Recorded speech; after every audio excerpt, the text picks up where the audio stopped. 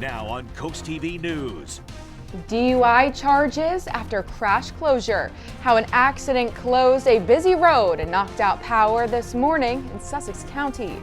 Plus, school future scrutiny. How the Bryan Stevenson Charter School will attempt to make their case tonight in Georgetown to continue operations.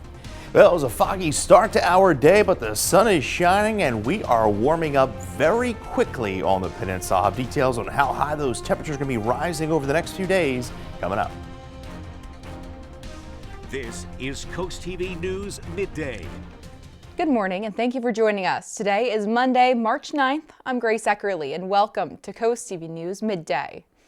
Our top story this morning, a Georgetown man facing DUI and traffic charges after an early morning crash. We're showing you that area on your screen now where police say it took place just around 12:15 a.m. on Gravel Hill Road. This is just near Neptune Road. And this is what the area looked like a few hours later as agencies still work to clear the scene, where DSP says an SUV left the road and slammed into a utility pole. Delaware Cooperative Electric Company reported a handful of customers in that area without power, and according to police, the 41-year-old driver from Georgetown refused medical treatment. No one else was involved, and police say the crash is still under investigation. Now taking a live look into Rehoboth Beach this morning, many people out there enjoying the warm temperatures. Chris and myself just propped open the door before going on air, and we were both astonished by how beautiful it is outside. Good morning, Chris.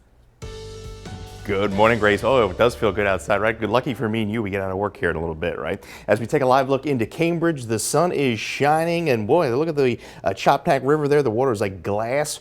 Winds are virtually calm, 66 in Cambridge, and we are warming up very quickly, especially west of Coastal Highway. 73 right now in Seaford, 68 Harrington, 69 Salisbury. A little cooler by the ocean, the colder ocean. We're at 57 Indian River Inlet and 54 in Ocean City. We have a little cloud cover to the south of Chincoteague as the system passes to our south. But boy, I'll tell you what, the warm up began over the weekend after a high of 46 on Friday. We had a pair of 69s there over the weekend. Some areas across the peninsula like Salisbury already touching the 70-degree mark over the weekend. So we will be cooler by the bay and along the coast this afternoon. But boy, we're going to be well into the lower 70s this afternoon through much of Delmarva. Coming up, we'll talk about near record warmth for tomorrow and Wednesday here in a little bit. Thank you, Chris. Now, since December, the Bryan Stevenson School of Excellence in Georgetown has been under review by the Delaware Department of Education. A state committee found problems with enrollment, finances, and how the school is managed. State officials say the school must show stronger enrollment and growth, as well as written commitments from families if it hopes to remain open. And a public hearing is set for tonight at 5 p.m. at Delaware Tech's Georgetown campus, where community members can share their input. A final decision on the school's future is expected on March 19th. And if we can level set here and provide some background about Bryan Stevenson, he's a nationally known civil rights attorney who was born in Milton. He's best known for founding the Equal Justice Initiative in Alabama, where he spent decades fighting wrongful convictions and excessive sentencing. His work is chronicled in the best-selling book Just Mercy, which was later adapted into a major movie featuring Michael B. Jordan. One of Stevenson's most famous quotes is that each of us is more than the worst thing we've ever done, and that you have to be proximate and up close to something to truly understand it. The Bryan Stevenson School of Excellence says it's those philosophies and more that are their basis of the mission.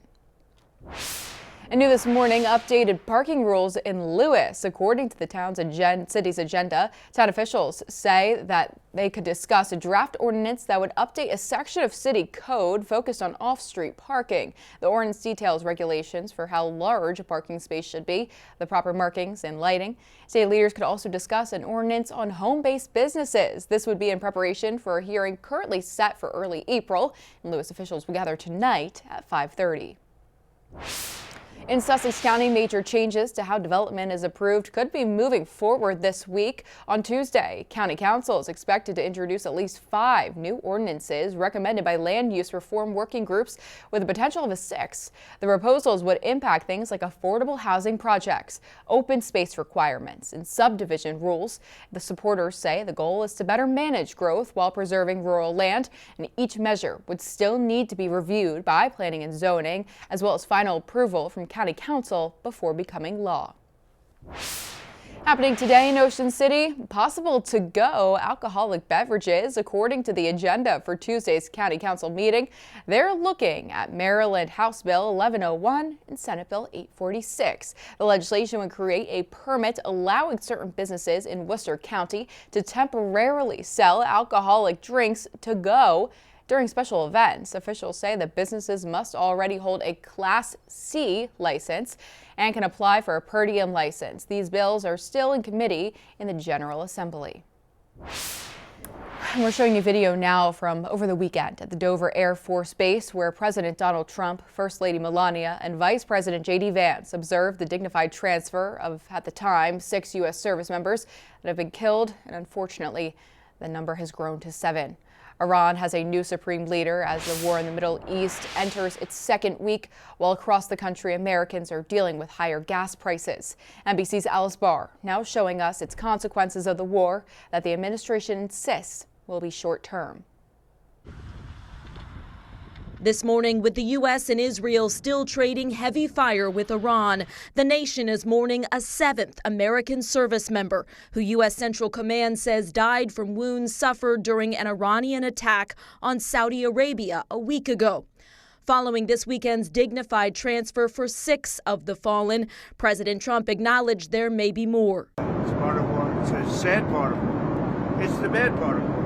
The president not ruling out sending U.S. ground troops into Iran. Possibly, for very good reason. That as Iran named a new supreme leader, according to state-run media, Mojtaba Khamenei, son of the Ayatollah, killed in initial U.S.-Israeli strikes. President Trump had insisted on having a say in Iran's new leadership. The Iranian foreign minister rejecting that and calls for a ceasefire without a permanent end to the war. Unless we get to that, I think we need to,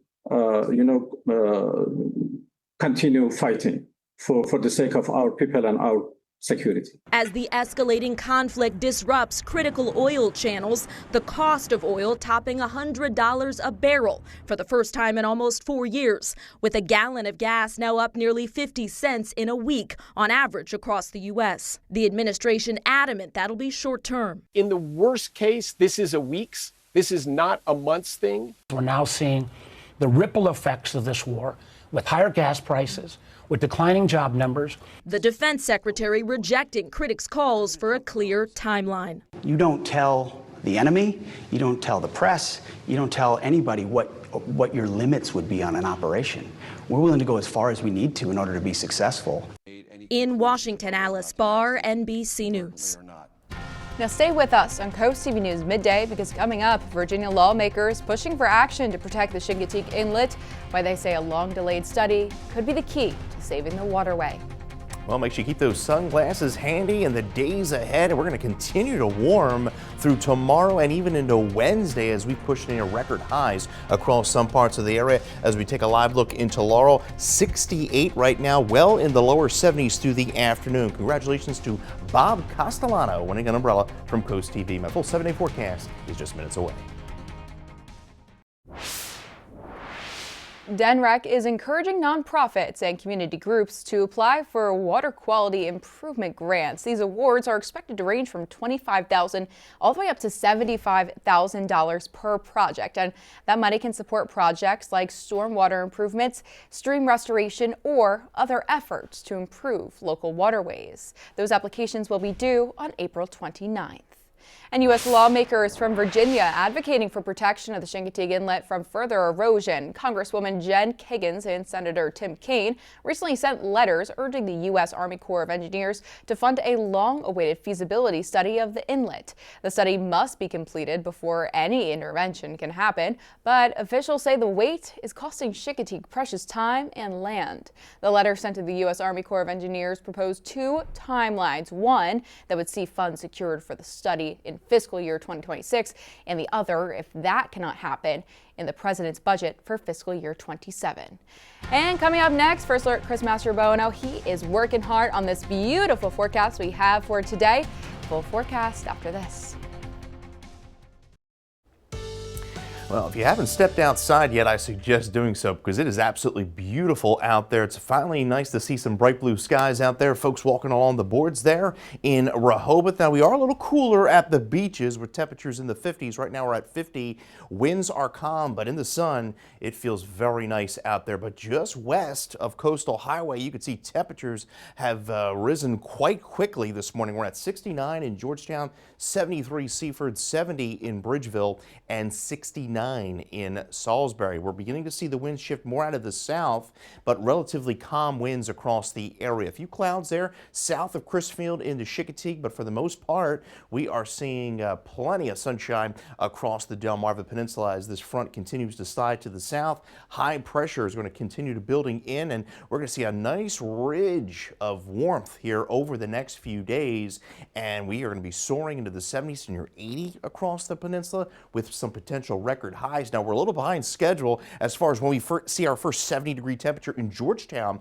That's normally around February 13th on average. Our last 70-degree day before today was back on November 8th, and look how long we went back in April 4th of 1984. That was the latest we ever saw our first 70-degree day on the peninsula. But we're going to be warming up very quickly here through the afternoon. 72 Georgetown, a little cooler by the bay, 61 Crisfield, 50 Smith Island, and 64 in Bethany Beach. And then you see the warmth through the afternoon. As we go into the evening and overnight, watch as some fog potentially develops at the beaches and pushes in off the Atlantic. So we're looking at some patchy fog to start the day on your Tuesday, but again, as we warm up pretty quickly through the afternoon. So overnight lows dipping into the mid to upper 40s, 44 lowest, 47 Long Neck, 47 Seaford to 45 in Nanticoke. But by tomorrow afternoon, we're going to do it all over again. We warm up very quickly to near 80 along the 13 corridor there, but cooler at the beaches. And then as we go into Wednesday, continued warmth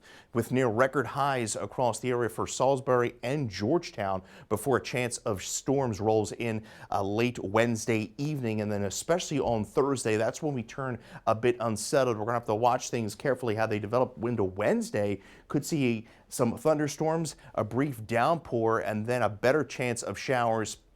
And a rumble of thunder comes in on Thursday during the day as that cold front pushes through the area. Behind the front, we turn blustery and unfortunately much cooler as we go into Friday, but we do stay dry through Friday and into the start of the weekend. So the warmth through Wednesday.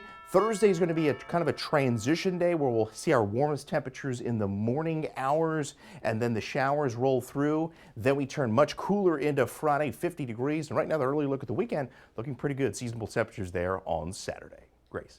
And Chris, with those seasonal temperatures, if you're looking at this forecast and you're making your weekend plans, Ocean City annual St. Patrick's Day Parade. A lot of people looking forward to this one beginning at noon Saturday along Coastal Highway with the Irish Festival at 45th Street. That starts at 11 a.m. And over in Dewey Beach, a fan favorite, the Starboard, celebrating their St. Patrick's Day during its opening weekend, March 13th through the 16th. Live music, events, and more each day. And coming up tonight on the Delmarva Sports Network at 7 p.m., it's Stellar Rights 72. Then catch that final score at 10:30 p.m. Now here's what you can look forward to this afternoon on Coast Life at 4 p.m. Hope you're having a good day so far here along Delmarva's coast. And if you join us today at 4 on Coast Life, here's what's coming your way. Hope you're hungry because a family-owned restaurant rooted in Italian tradition and serving good food to good people is coming your way with our friends at Liberatore's. All of that and so much more is happening today at 4 on Coast Life. We'll see you then. Pennsylvania state trooper was shot and killed last night during a traffic stop in Chester County. Officials say Corporal Timothy O'Connor pulled over a suspicious vehicle and was shot by a person inside of that car as he approached the vehicle. Now police processions were held last night as his body was transported from a local hospital. O'Connor is leaving behind a wife and a young daughter. Police also say the suspect died by a apparent self-inflicted gunshot wound that was at the scene. And this just in, Mayor Zohran Mamdani, New York City officials holding a press conference following Saturday's IED threat. Now that's a homemade bomb near the mayor's home, Gracie Mansion. NYPD revealing that this is now being investigated as an act of ISIS-inspired terrorism. Investigators say that 2 men have been arrested in connection to the crime, and they have been admitting to being inspired by ISIS. Now coming up after the break, Seaford shoreline property, how leaders say the development will benefit those living there.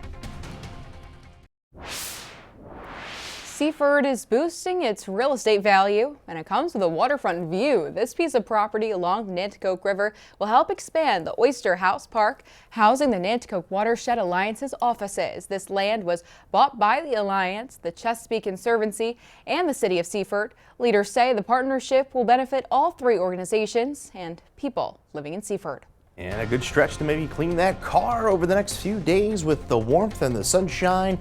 Temperatures are going to be well in the 70s inland over the next few days. Make sure you add the wax there. And congratulations to Bob Castellano of Georgetown, Delaware on winning an umbrella. We'll be back with your 10-day forecast next. Well, you can always get your latest forecast by dialing our First Alert weather phone, sponsored by Broxton Mandalas Federico. And this warming trend is only going to continue here over the next few days. Lower 70s across the peninsula today, cooler at the beaches. Another round of fog to start our Tuesday. Near record warmth across Tuesday and through Wednesday. I think Salisbury and Georgetown will come close, if not breaking record highs. Then we could see a late thunderstorm chance Wednesday. Better chance of rain will come Thursday. And then we're looking at a cool down Friday, and then a bigger cool down as we approach St. Patty's Day. Grace. Thank you, Chris. And now that midday is gone, go outside, go enjoy the warm weather. If you want more local news and weather, download our Coast TV News app and then come back from outside to here at 5 o'clock for Coast TV News later this afternoon. Until then, enjoy the beautiful Monday.